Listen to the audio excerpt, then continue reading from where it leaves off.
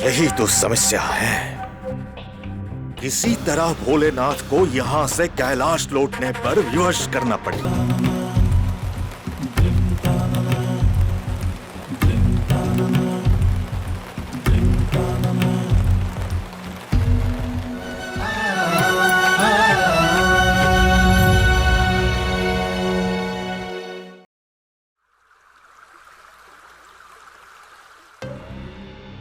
अमात्य कुंभांड। जी महाराज।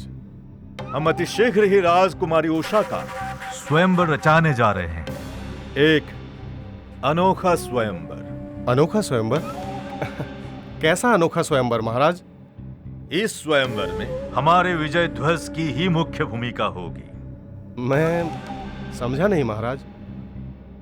अमात्य, आप चारों दिशाओं में सूचित कर दे कि हम अपनी कन्या का स्वयंवर रचा रहे हैं, और इस स्वयंवर में जो भी राजकुमार हमारे विजय ध्वज को ध्वस्त करेगा, उसी से हमारी कन्या का विवाह होगा, और इसी से हमें हमारे समकक्ष योद्धा भी मिल जाएगा। जो आज्ञा महाराज।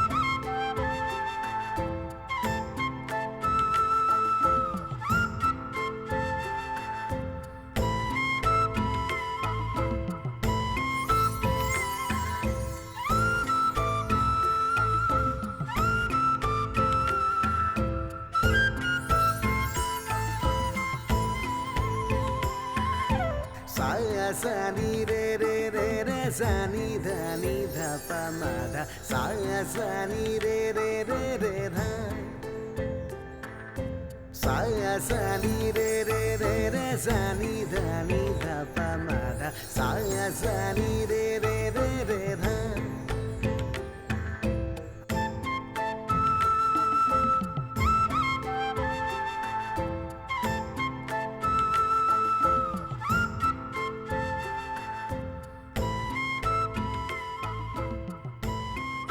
क्या हुआ पौत्र?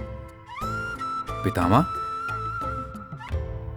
मैं वो समझ गया पौत्र, तुम्हें किसी से प्रेम हो गया।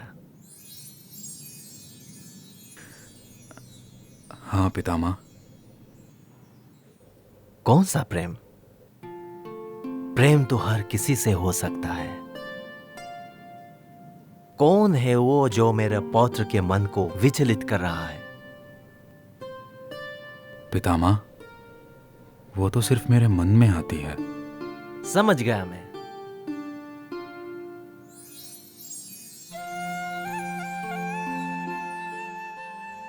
यदि प्रेम की बात आती है तो सबसे पहले मन में अति सुंदर कन्या का चित्रण किया जाता है, और यही आपके साथ हो रहा है। तभी तो मन में आने लगी है।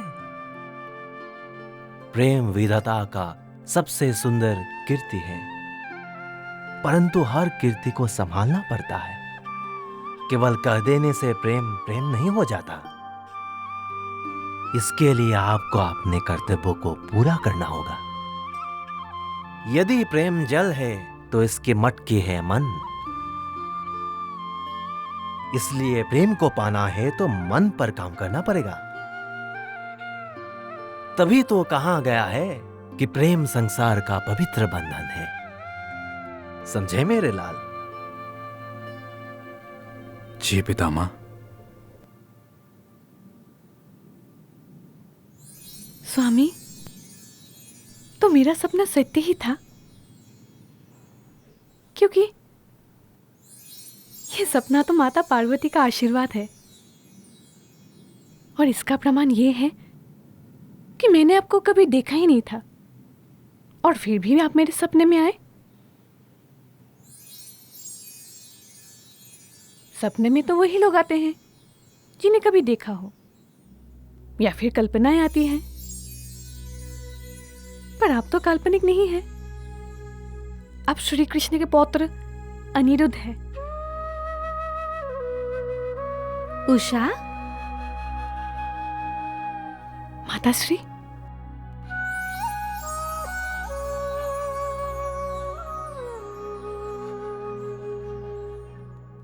प्रणाम माताश्री। कल्याण हो।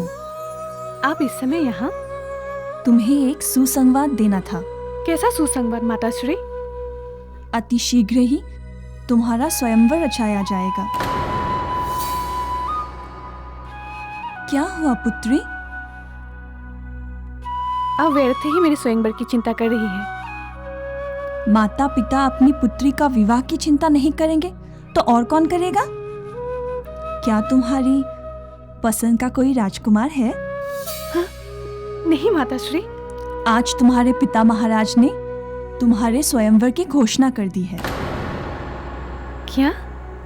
कोई है तो तुम मुझे बता सकती हो।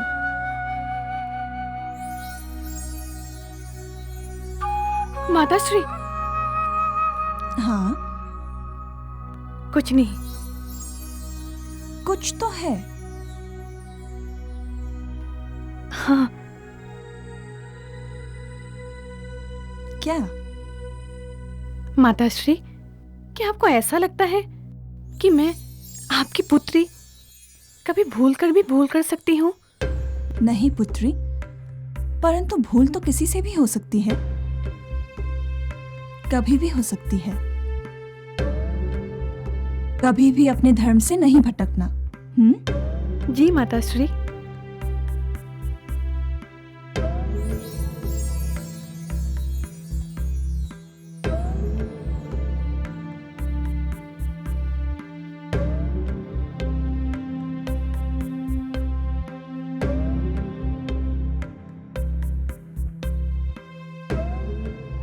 इस मास के पूर्णिमा की रात को जो राजकुमार तुम्हारे सपने में आएगा उसी से तुम्हारा विवाह होगा। परंतु तब तक अपने आप को वश में रखना, ठीक है?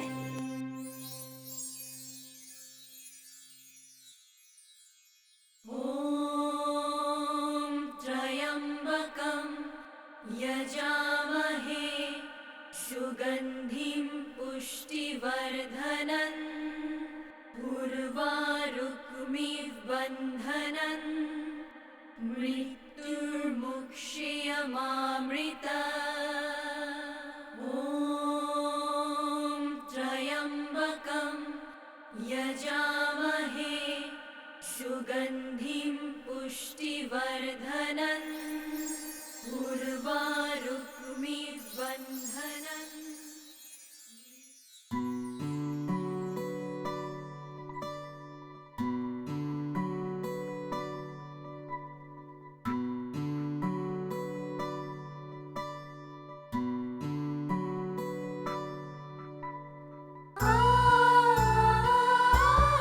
प्रारंभ है या अंत? अंत है या प्रारंभ? क्या है इस रात के उस पार? एक पहेली जिसे सुलझाना असंभव है।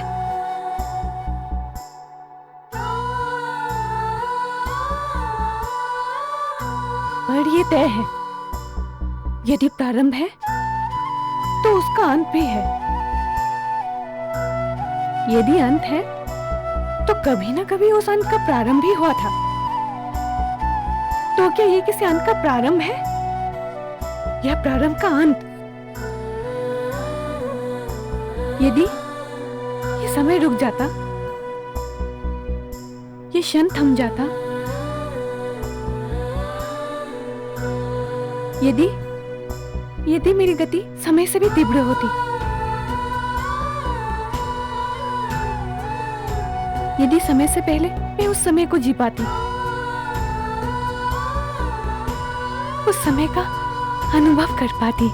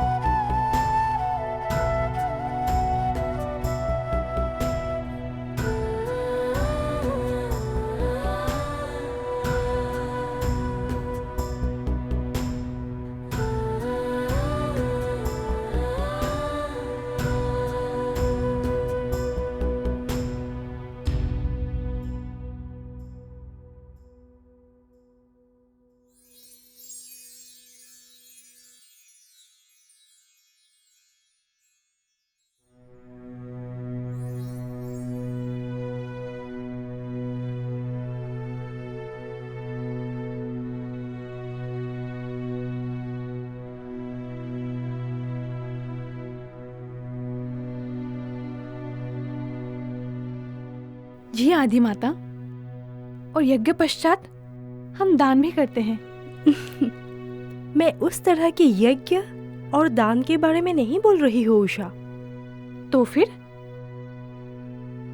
इस प्रकृति से जीवों की उत्पत्ति हुई है। प्रकृति के कारण ही सब जीवित है। परंतु जन्म के क्षण से ही मनुष्य प्रकृति का नाश करता रहा है। प्रकृति के संरक्षण के लिए जो भी करते हैं वही यज्ञ है। जंगल का संरक्षण, जीवों का संरक्षण, पहाड़, नदी, कृषि भूमि का संरक्षण, ये सब यज्ञ है उषा। और दान क्या है आदि माता?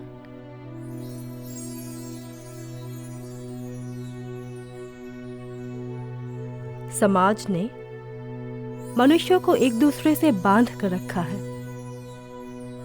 इस समाज ने शत्रु से तुम्हारी रक्षा की है। समाज के भलाई के लिए तुम जो कुछ करते हो वही दान है। तब क्या है आदि माता? यज्ञ और दान करना हर किसी के वश की बात नहीं है। जिनके शरीर, इंद्रिय, मन, बुद्धि और आत्मा शुद्ध होते हैं वही यज्ञ और दान करने की क्षमता रखते हैं। तब से ही शरीर, इंद्रिय, मन, बुद्धि और आत्मा की शुद्धि हो सकती है। तब वही है जिससे हम शरीर और मन को यज्ञ और दान करने के लिए प्रस्तुत कर सकते हैं। तब एक साधना है पुत्री।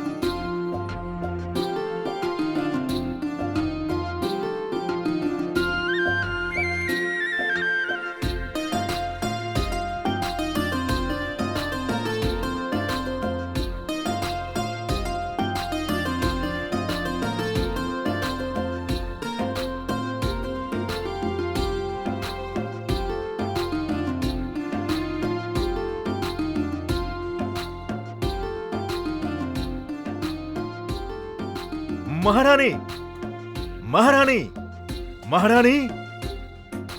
बात क्या है महाराज? आज आप अति प्रसन्न लग रहे हैं। आज मैंने उषा को देखा। वो तो आप प्रतिदिन ही देखते हैं। नहीं, एक दूसरे ही रूप में। उसे देखकर आज मुझे मेरा बचपन याद आ गया, जब मैं अपने प्रपितामह प्रहलाद के साथ पशु पक्षियों को दाना खिलाता था, पौधों में पानी दिया करता था, लोगों की सहायता किया करता था। लेकिन आज मैं क्या से क्या बन गया। ऐसा नहीं था मैं, ऐसा नहीं था मैं। प्रताड़ना और घृणा के विरोध युद्ध करते करते मैं खुद प्रताड़क और घृणित बन गया। आप आज भी बदल सकते हैं महाराज।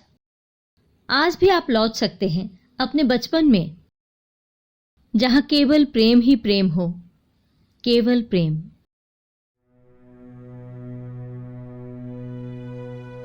कहां चल दिए महाराज? उषा से मिलने। उसे और एक बार देखने की बहुत इच्छा हो रही है।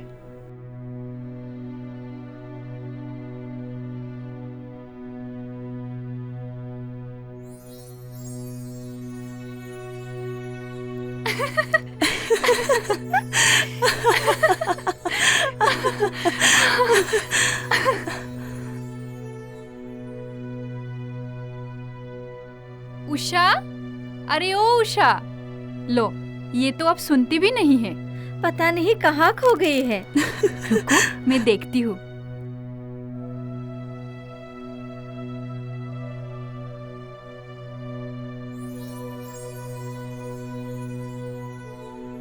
उषा।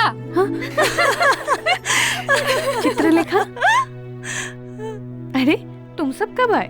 युगों बीत गए और तुम्हें पता भी नहीं चला? अनिरुद्ध के सपने देख रही थी क्या? क्या? सपने नहीं देख रही थी, एक विशेष सपने की प्रतीक्षा कर रही थी। उषा, तुम्हारे पिता श्री महाराज बानासुर श्री कृष्ण को अपना परम शत्रु मानते हैं। वो कदापि उनके पौत्र अनिरुद्ध के साथ तुम्हारा संबंध जोड़ने नहीं देंगे। पर चित्रलेखा, मैं अपने प्रेम में विवश हूँ। जिधर भी देखती हूँ केवल उनको ही देखती हूँ। चारों प्रहर मन में केवल उनका ही चिंतन होता है। ये कैसी तरफ है जो मन को व्याकुल कर रही है? कैसी आग जिसमें जलना भी अच्छा लग रहा है। सामने क्यों नहीं आती? कौन हो तुम सुंदरी? मैं आपके हृदय की धड़कन हूँ। क्या? हाँ सखी चित्रलेखा, वो मेरे हृदय के स्वामी हैं। ऐसा लगता है कि हर पल वो मेरे साथ है, मेरे हृदय में बसे हैं। तुम भी तो मेरे हृदय की धड़कन हो, पर कौन हो तुम? नारायण नारायण। प्रणाम देवर्षि। तुम्हें तुम्हारे हृदय की धड़कन शीघ्र ही मिल जाए। देवर्षि, ये तो आपने एक अद्भुत आशीर्वाद दे दिया। नारायण नारायण। तो फिर कैसी बात है? कोई बात नहीं, मैं अपना आशीर्वाद वापस ले लेता हूँ। ऐसी बात नहीं है देवर्षि। नारायण नारायण। तो फिर कैसी बात है? तुम्हारे पितामह सभी तुम्हारे विवाह की प्रतीक्षा कर रहे हैं और उपयुक्त कन्या भी देखी जा रही है। आदि माता पार्वती ने भी तो यही कहा है कि अनिरुद्ध का विवाह तय हो गया है। आदि माता पार्वती ने?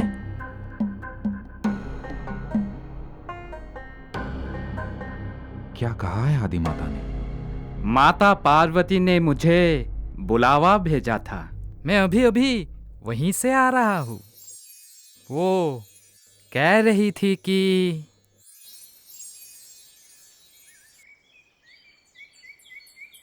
नारद, तुम तुरंत द्वारका जाओ और देख आओ वहाँ क्या हो रहा है। क्यों माते? वहाँ अनिरुद्ध के विवाह की कितनी तैयारी हुई है, देखाओ। जो आज्ञा माते। नारायण नारायण।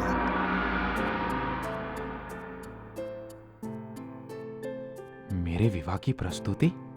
हाँ, परंतु मुझे तो यहाँ विवाह समारोह का कोई चिन्ह ही दिखाई नहीं दे रहा है। देवर्षि, ऐसा लगता है मेरे विवाह को लेकर आप अति उत्सुक हैं। यही तो प्रभु की आज्ञा है। प्रभु की आज्ञा? हाँ, नहीं, मतलब तीनों लोकों में जो भी कुछ होता है सब प्रभु की इच्छा से ही होता है। परंतु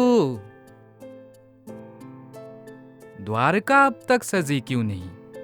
माता पार्वती के कहने के अनुसार वर को अब तक प्रस्तुत हो जाना चाहिए था, परंतु यहाँ किसी का हृदय चुराकर वर विश्राम कर रहा है। नारायण नारायण। हृदय तो मेरा चुराया गया है देवर्षि। नारायण नारायण। कौन है वो सुशील कन्या? पता नहीं। लगता है बड़ी दूर से है। इसका अर्थ यही निकलता है कि तुम्हारा विवाह इतनी आसानी से नहीं होगा। मतलब? दूर का विवाह सदा ही संघर्षपूर्ण होता है। नारायण नारायण। हम प्रेम करते हैं, लेकिन विद्रोह कदापि नहीं। शब्दों के चक्रव्यूह में हमें फंसाना चाहती हैं। एक बात याद रखना, कभी भी दिन और रात एक साथ नहीं हो सकता। मैं असुर राज बाणासुर हूँ। मेरा हृदय चुराकर तुम किसी और की होने जा रही हो।